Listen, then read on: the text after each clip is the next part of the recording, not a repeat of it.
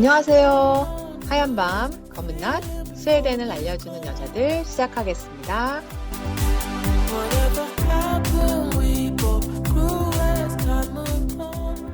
여름이 진짜 무르익어가는 6월입니다. 6월이 진짜 한창인데요.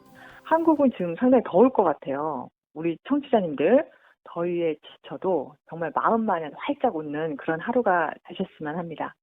오늘 스왈려에서는 이민 생활의 어려운 점들에 대해서 이야기 나눠보려고 하는데요. 그 이민을 준비하시거나 고민하시는 분들, 많은 분들한테 좀 좋은 시간이 되었으면 좋겠습니다. 태권님 안녕하세요. 안녕하세요, 복길님. 네, 잘 지내셨어요? 예.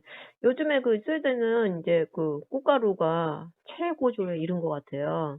맞습니다. 예, 한국에서는 꽃가루가 한 3월? 이럴 때 한번 이렇게 네. 휙 돌고 빠지는 것 같은데, 여기는 제가 찾아봤더니 2월부터 시작해서 6월, 7월, 8월까지 계속 나무 종류별로, 꽃 종류별로 네네. 돌아다닌대요. 그래서 6월 달에는 자작나무 꽃가루가 가장 많이 유행한다고 하네요. 정말 그래요. 지금 뭐 차나 유리창이나 이런 거 보면 그 꽃가루 있죠. 먼지는 아니고 이거 꽃가루 같은 거 엄청 많이 진짜 이렇게 싹 깔려 있는데 저는 꽃가루 알러지가 있어서 조금 힘들어요. 그러시니까요. 저희도 창문 네. 열어놓고 있으면 나무 이파리, 꽃가루 막 이런 것들이 엄청 집에 들어와요. 힘들죠. 그러니까요. 근데 네. 뭐 자연이 살아있다는 거니까 우리 오늘 그 이민 생활에 대해서 얘기해 보려고 하는데 저도 진짜 이민 생활이 2005년에 나왔으니까요. 벌써 정말 15년 정도 돼가는 것 같아요. 정말 오래되셨어요. 저는 이렇게 단기로 네. 이렇게 나갔다가 들어갔다가 뭐 이런 식이어가지고서 지금 스웨덴에 있는 게 제일 길게 외국에 있는 거예요. 제가 지금 2년이 넘어갔으니까. 네. 그러면 우리 태권님 이민에 대해서 어떻게 정의되고 있는지 우선 이민에 대한 좀 규정부터. 규정이요. 이민에 대한 규정. 어렵지 않나요? 예전에는 이제 그냥 네. 이민 딱 그러면 그냥 나의 나라를 바꾸는 거라고 네. 생각했거든요. 그러니까 나의 주민등록이라든지 뭐 이런 신분증, 그러니까 시민권, 네. 영주권 이런 것들을 받아야지만 이민이 된다라고 생각을 했는데 네. 유엔에서는 1년 이상 타국에 머무르는 것을 이민이라고 얘기를 한대요. 그래서 제가 봤을 네네. 때도 유학 생활이 됐든 1년 이상 외국에 나가서 지내는 거는 이민이라고 얘기를 하면 할 될 수 것 있는 같아요. 거죠. 예, 그쵸. 한 네. 1년 정도는 이민이라고 말하긴 좀 애매하고, 1년 이상이 되면 그럴 것 같고, 그리고 우리가 생각하기에 한국인 중에서 최초로 서양으로 간 이민자가 누굴까라고 생각을 해봤더니, 우리 네. 역사 시간에 배웠던 임진왜란 네네. 당시에 노예로 팔려가서 유럽으로 왔던 안토니오 코레아. 이 양반이 최초이지 않을까. 라는 생각을 좀 해봐요. 물론 중국이나 아시아 쪽에는 굉장히 그 전부터 많은 분들이 가셨을 것 같은데. 진짜 이분은 정말 임진왜란 당시에 이태리로 이분은 진짜 얼마나 기가 막혔을까요? 그러니까요. 그리고 얼마나 힘들었을까요? 우리 오늘 이민 어려움에 대해서 얘기할 건데 정말. 이분을 생각하면서 이분의 어려움에는 저희가 발가락 떼도 못 따라가겠다는 그 생각을 하면서. 근데 이제 네네. 한국인의 이민자 수를 보면 현재 한 200만 명이 넘었다고 그래요. 근데 그래서 이제 예전보다는 한국 사람들이 해외에서 취업도 더 많이 하고 또 취업도 더 쉽게 접근을 하는 것 같은데, 문제는 한국의 이민자 통계를 정확하게 알 수가 없대요. 우리나라 그러면 이게 200만 명이라고 나온 거는 이거는 이제 추산이라고 하는 건데, 이게 추산 네네. 방법인데, 우리나라에서 이민자 통계를 알 수 있는 방법은 딱 3가지가 있는데, 하나는 통계청에서의 국제 인구 이동 통계, 그리고 외교부에서 잡는 재외 동포 현황, 그리고 네. 해외 이주 신고자 현황, 이렇게 3가지를 통해서 알 수가 있는데, 문제는 국제 인구 이동 통계는 우리나라에 들어오고 나간 인구만 파악이 되기 때문에 우리나라 사람들이 어느 나라에서 어떻게 이민이 됐는지 안 됐는지는 체크가 안 되는 거죠. 그렇겠네요. 예, 그리고 우리 태권님 정말 조사 많이 하셨네요. 그렇죠. 예. 그리고 재외 동포 현황은 제외에 있는 살고 있는 동포들의 숫자를 찾아가는 건데 이걸로 이제 200만 명이 넘었다고 얘기를 하는 건데 이거는 언제 예, 예. 출국을 했는지 그리고 또 몇 세대까지 동포로 볼 것인가 이런 개념들이 모호하기 때문에 숫자가 들쑥날쑥 한다는 거죠. 그래서 그리고 해외 이주 신고자 현황은 자발적 신고 자료이기 때문에 이 신고 안 하면 네. 신고가 되지가 않아요. 아, 그렇군요.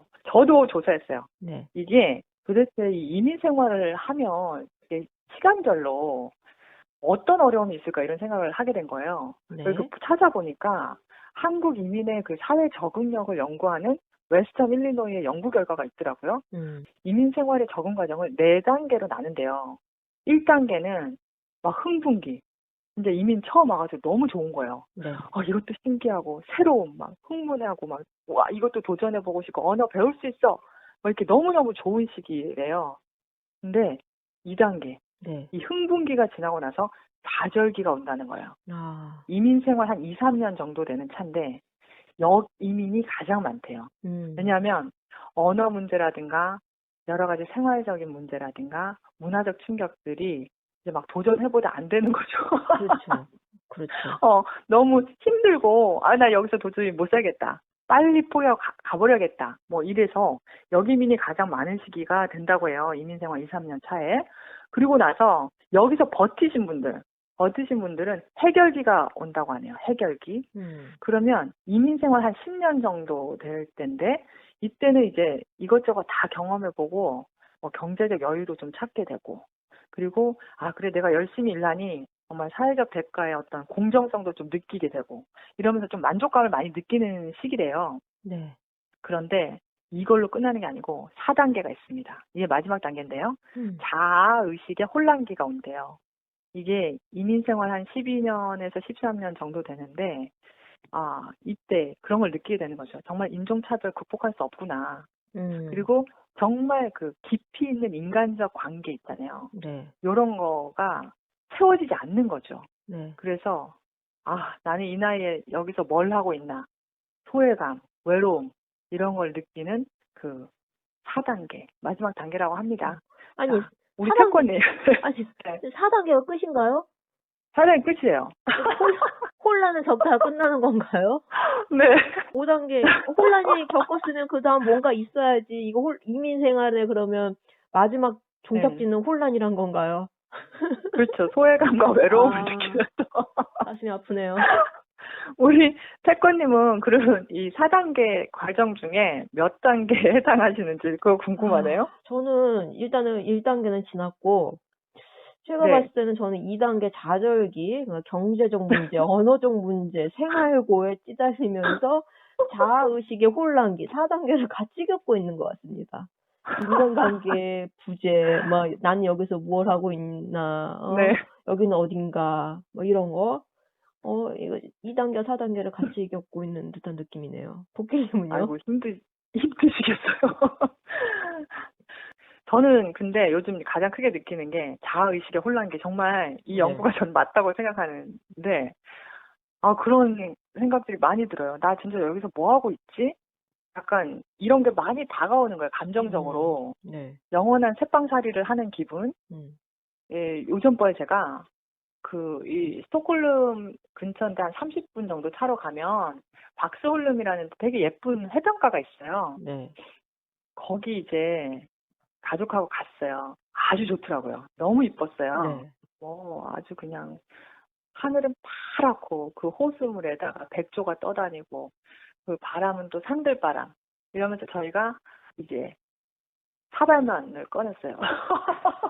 어려운 거 드셨네요. 네. 그리고 그 벤치에서 사발면을 다 꺼내가지고 이제 젓가락 딱 꺼내고 그 보온통에 뜨거운 물 딱 비워가지고 김치 딱 꺼내가지고 그 아름다운 광경에서 이게 백조를 바라보면서 먹으려는데 갑자기 스웨덴 현지인들이 그 공간에 온 거죠. 그러면서 그때 어떤 그 느낌, 이들이 우리를 보고 상당히 좀 여기까지 동양인들이 왔나? 약간 그런 얼굴 표정이야. 이게 또 제가 읽은 거기 때문에 아닐 수도 있죠, 그분들은. 근데 그런 느낌을 받았어요. 그리고 상당히 어색해지는 그 뭔가가 있었어요. 그러면서 그 사람들이 뻘쭘뻘쭘한 채 이제 주변으로 조금 이동을 하는 거예요. 네. 이제 우리랑 좀 거리를 싹 둔 채. 또 우리도 이제 라면을 먹는데 그렇게 불편할 수가 없는 거예요. 불편하겠네요, 그럼. 복길님. 아니, 한국에서도 백주 앞에서 컵라면과 김치를 먹는 거는 좀 아주 많이 불편한 거예요. 그런데 이게 저기 뭐 스웨덴 이게 네. 지구의 북쪽에 있는 백조가 그 김치 냄새를 평생 동안 한 번도 안 맡아봤을 텐데 그거를 네. 그냥 그래서 예. 어떤 느낌이 들었냐면 내가 이들이 정말 사용하고 있는 공간을 침범한 느낌. 그런 느낌을. 이 공간에는 이 현지인들이 사는 곳인데 내가 이민자가 들어가서 뭔가 룰을 어기는 느낌. 이게 관광지를 갔을 때는 전혀 느껴지지 않는 그런 느낌이에요. 그렇죠. 네, 그런 느낌을 받아서 참 그때 영원한 이방인? 그렇죠. 정말 이게 내 나라가 아닌 곳에서 라면을 먹을 때 그 어색함. 많이 어색하죠. 예. 근데 이게 그냥 웃으면서 얘기할 수 있는 거지만 조금 깊이 들어가면 상당히 조금 그래요. 맞아요. 예.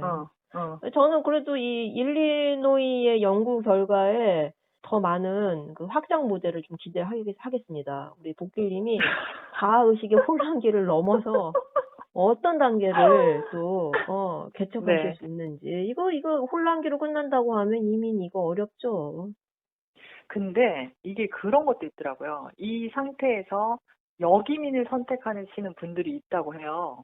그렇죠. 도저히 나는. 근데 그분들은 다시 그 역이민을 했을 때 한국으로 돌아갔을 때 거기에 또 동화되지 못한다는 거예요. 또 흥분기를 겪고 좌절기를 겪고 해결기를 겪고 인생의 이 4단계의 굴레바퀴인가요? 저희가 이제 이민 얘기를 하면서 이제 스웨덴의 이민 현황을 좀 잠깐 얘기를 해보면 스웨덴은 이민자가 굉장히 많이 늘고 있는 나라예요. 그래서 네. 1970년대 노동 이민자들이 약 7만 7천 명에 이르렀을 때가 스웨덴 정부에서는 이게 정점인 줄 알았는데 1980년대 난민 이민을 시작을 했어요. 스웨덴, 북유럽 이런 쪽이. 그래서 1994년도에 피크점을 좀 찍고 2006년 이후에 계속 증가를 하고 있어서 매년 한 10만 명 정도 이민자가 스웨덴으로 유입이 된다라고 합니다. 그래서 스웨덴에 가장 많이 들어오는 이민자 그룹은 난민과 난민들의 부양 가족. 네, 이게 가장 많이 들어오고 있고 이민자를 받아들임에 따라서 인구 증가가 1.4% 정도가 증가율을 보이고 있대요. 근데 이거는 다른 유로 국가들은 평균 0.2%인데 그렇죠. 상당한 증가율을 보이고 있고 또 우리가 쉽게 미국은 이민자의 나라라고 생각하고 미국 딱 그러면 뭐 기회의 땅 그러면서 이민자들이 굉장히 많이 받아들이는 나라잖아요. 아메리칸 주의. 예. 그런데 최근은 스웨덴이 미국보다 더 큰 이민 국가가 되었다고 합니다. 네. 그래서 이제 스웨덴의 다른 정책인데 이민자를 굉장히 많이 받아들이면서 인구 증가율을 지금 꾀하고 있는 건데 이거에 대한 우려의 시선도 굉장히 많아요.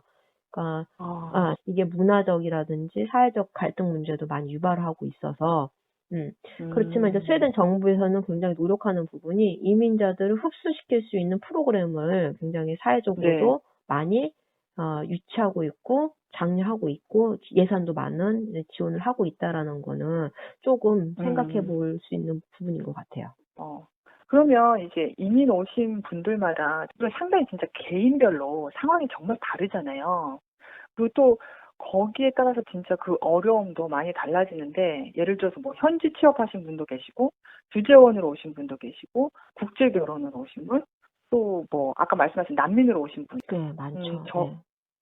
저 같은 경우는 그 현지 취업을 한 분들한테 들은 얘기인데 그런 게 있대요. 어쨌든 본인들의 어떤 신분이 외국인 노동자라는 거죠. 이 말 정말 많이 들었거든요, 저는. 외국인 노동자의 신분을 벗어날 수 없다는 그런 많은 경험을 했다는 거예요. 맞아요. 그러니까 이게 예를 들어서 주말 업무나 휴가철 업무 같은 경우 이 사람들 다 주말이나 휴가철은 전부 떠나잖아요. 스웨덴 분들은. 근데 본인이 이제 인터내셔널이면 자기와 같은 인터내셔널들로 이 휴가철 업무나 주말 업무가 채워진다는 거예요. 스웨덴 사람 전부 휴가 갈 때 이런 거. 그리고 동료들 관계도 소원소원한 경우가 많고 또 어쨌든 승급을 위해서는 이 자기가 이제 진급을, 능력에 비해서 진급이 덜 된다는 얘기도 좀 많이 들었어요. 이민자는 이민자다. 맞아. 그래서 정말 하이 테이블이 존재하고 이 테이블 안에 이민자가 낄 수 있을지는 정말 퀘스천 마크라는 거예요. 정말로 우리는 외국인 노동자예요. 우리의 영역은 굉장히 작아요. 직장 내에서. 그리고 흡수도 될 수가 없고.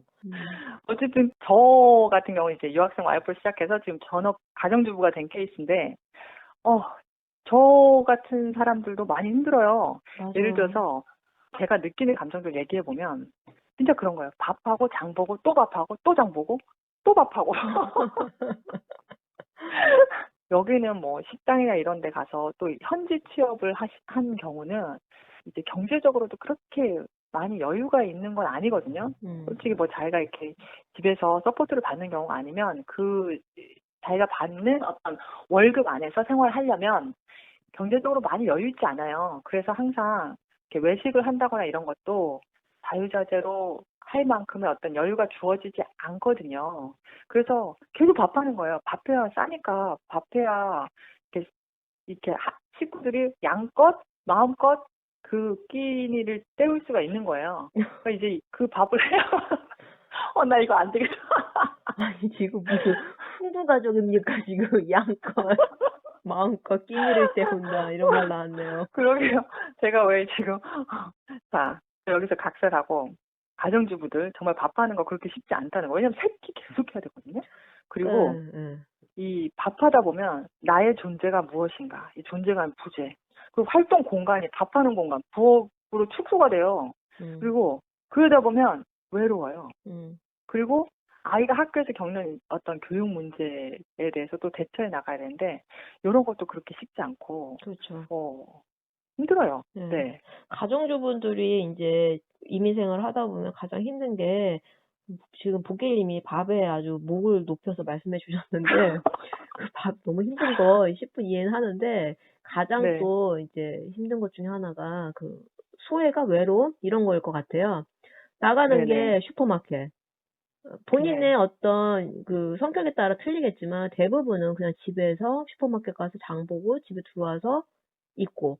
그러니까 애나 그 다른 가족들이 오기 전까지 말 한 자리 안 하고 있을 수도 있다라는 거죠.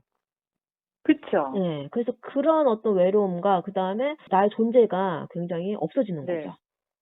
밥만 그렇죠, 하고 그렇죠. 있고 시장만 보고 있고 청소하고 있고 네. 이 집에서 나갈 일을 억지로 만들지 않은 이상은 나간다 하더라도 몇 마디 할 것도 없고 맞아요. 그런 가정주부에도 어려움이 있죠. 이게 아니 밥 세끼 하는 게 뭐가 그렇게 힘들어? 외국에서 그렇게 좋은 데 살면서 이렇게 할 수도 있거든요. 근데 그거 어려워요. 왜냐하면 이 한국처럼 뭐 레디밀이 있는 것도 아니고 여기 식생활에 이렇게 적응되지는 않으면 한국 음식을 하기 위해서는 한국장 가야죠. 그 다음에 또 뭐 식재료 싼 데 찾아서 다녀야죠. 그리고 와서 또 자기가 다 조리해야 되는 거예요. 이게 그리고 슈퍼마켓도 자기 주변에 있는 슈퍼마켓은 되게 비싸잖아요. 그래서 좀 큰 데 가야 되면 장 보는 시간이 막 2-3시간 걸려요. 자기가 좀 신경 쓰고 이렇게 몇 군데 두르면. 그러고 와서 밥하고 그거 치우고 장 보고 했던 말 또 하고 또 하고.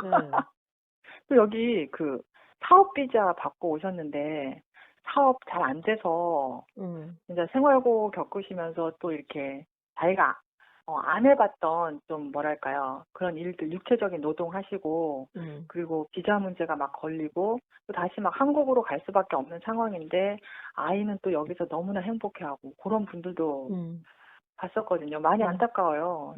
이런 분들도 계시고 그렇죠. 그리고 이제 뭐 국제결혼? 네. 맞아요. 국제결혼.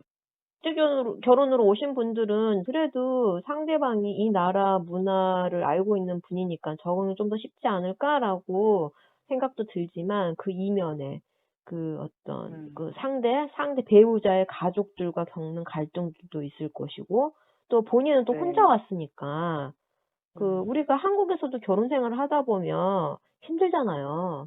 그래서 그렇죠. 내 부모한테 비비기도 하고 내 그 친구들이라든지 가족들한테 도움도 많이 받는데 여기서는 혼자서 그 문화적 충격과 그다음에 상대 배우자의 집안에 대해서 어떻게 내가 대응을 할 것이고 이런 거에 대한 스트레스 그리고 또 음. 가장 또 어렵다라고 얘기하는 게 작세장 같은 경우는 동거비자라는 형태로 또 오시는 분들이 많잖아요.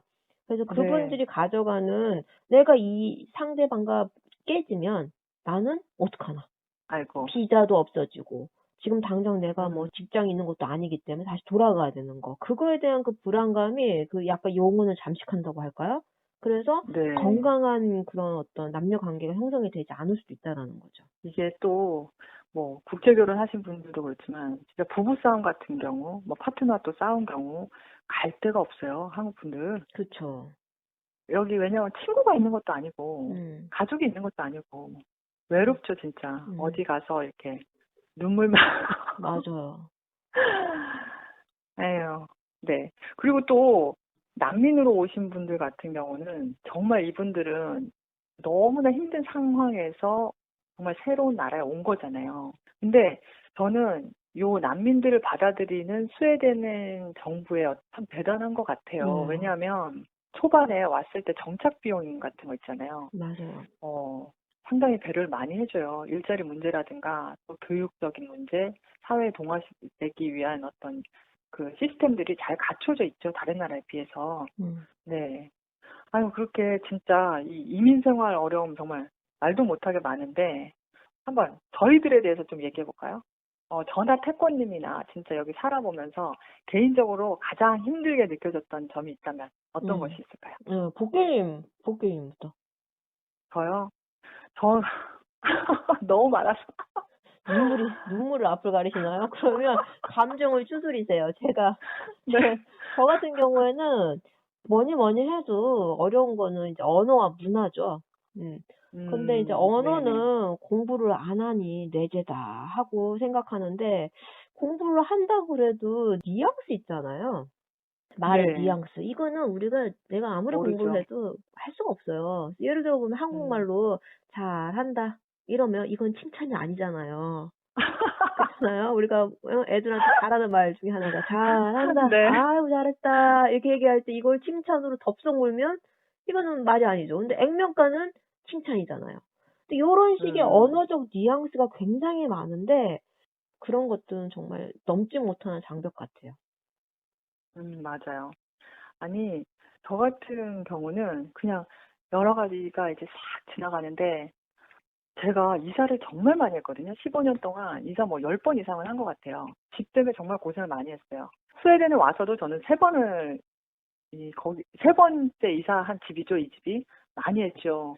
근데 이게 생활상의 어려움에 대한 건데, 이사를 이렇게 많이 하면서 또 그 주변에 계속 제가 동화되면서 적응해 가려고 노력해야 되는 이 과정 중에서 제가 에너지를 정말 소진하게 되는 거예요. 음. 그래서 많이 힘들었었고, 지치기도 하고, 이게 음. 언제까지 가나. 이제 그런 어떤 생활상의 어려움이 조금 적응될 만하면, 그런 것들이 느껴져요. 이제 아까 제가 말씀드렸던 어떤 소외감 같은 거, 음. 또 자녀 교육 문제는 너무 힘들어요. 나라를 음. 많이 이동하다 보니까 거기에 이제 애를 적절하게 이렇게 애에 맞는 교육기관을 찾아줘야 되고 변화에 애들이 상당히 이렇게 잘 적응하는 애들도 있지만 그렇지 않은 애들도 있거든요. 음. 그래서 우리 애 같은 경우는 또 그런 경우라 힘들었죠. 애도 힘들고 저도 힘들고.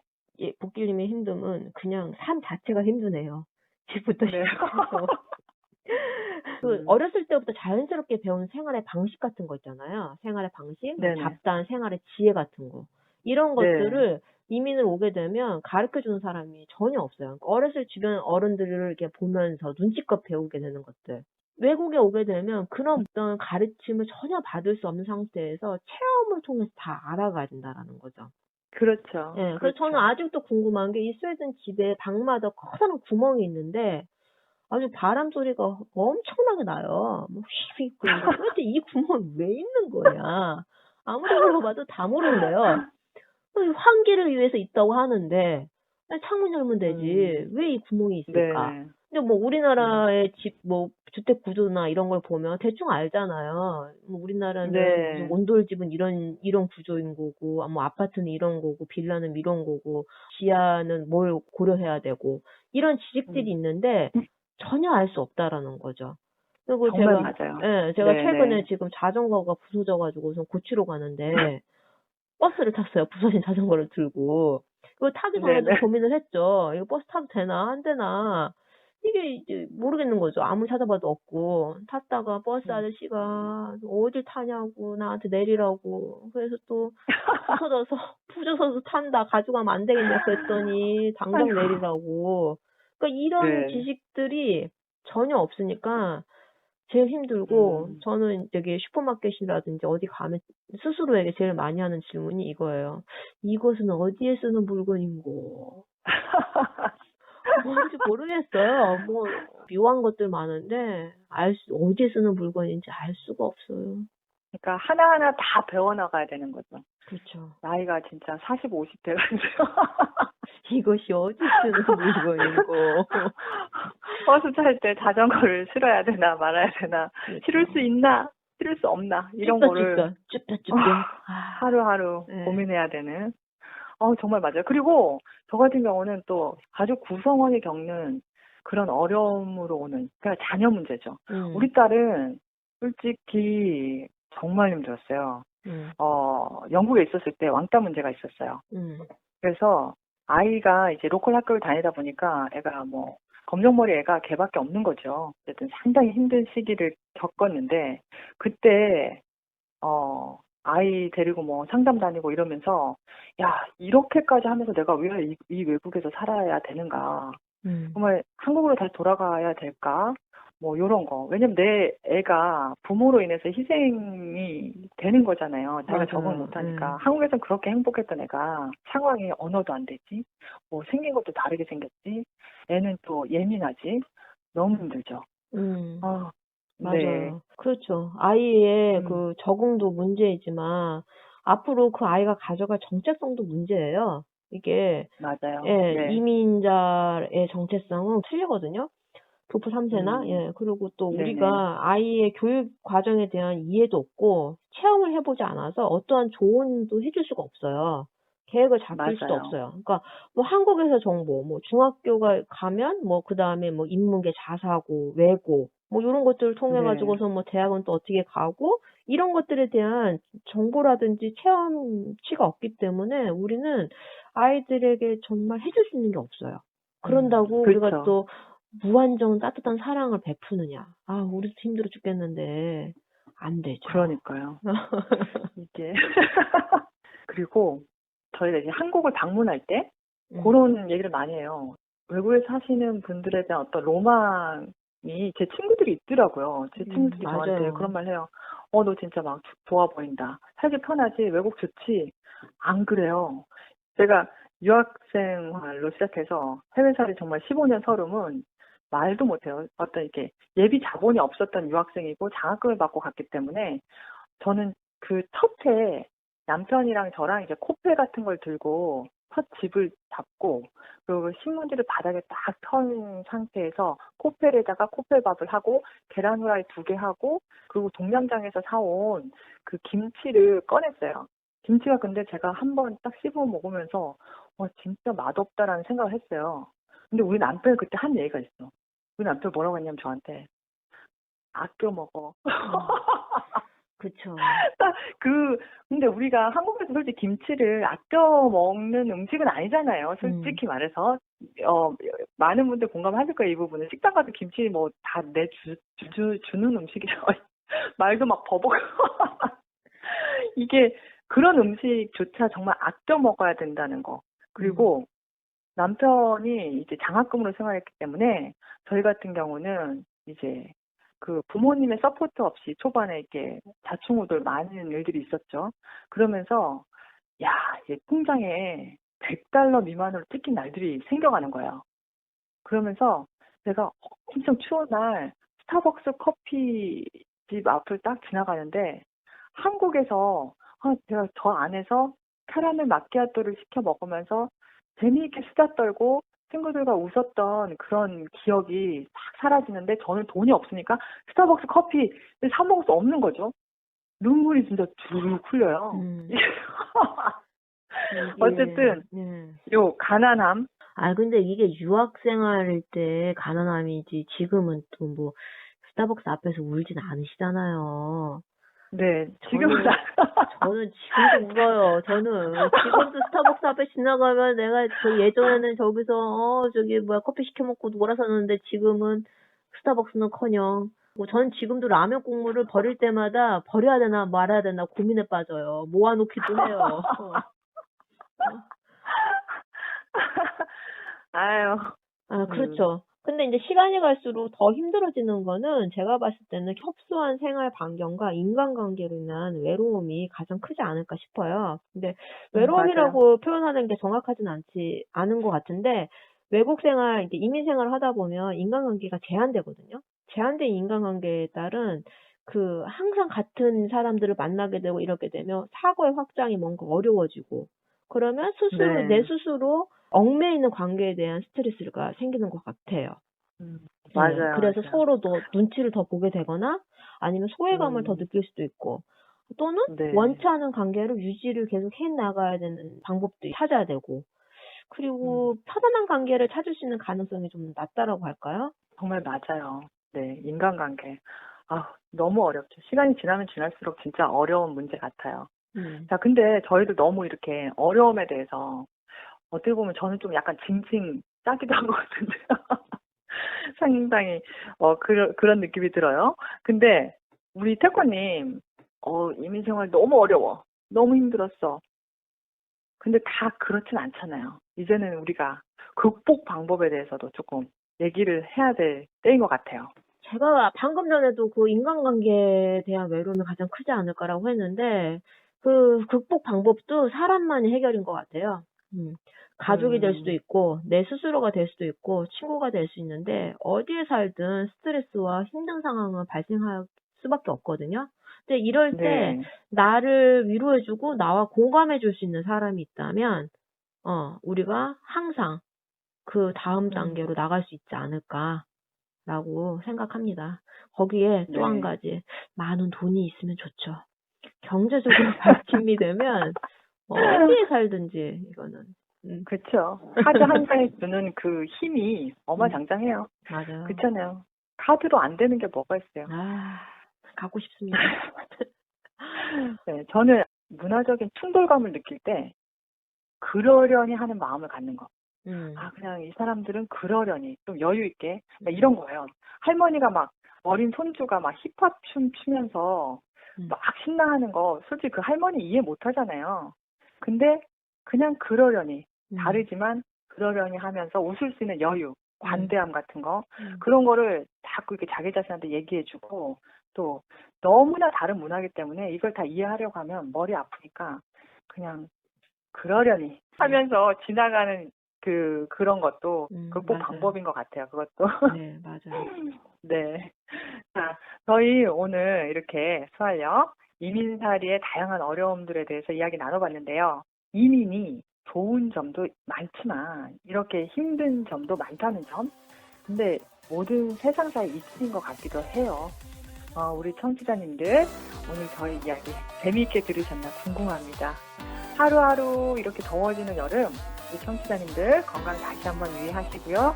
하얀 밤 검은 낮 스웨덴을 알려주는 여자들 다음 시간에 만나요. 안녕.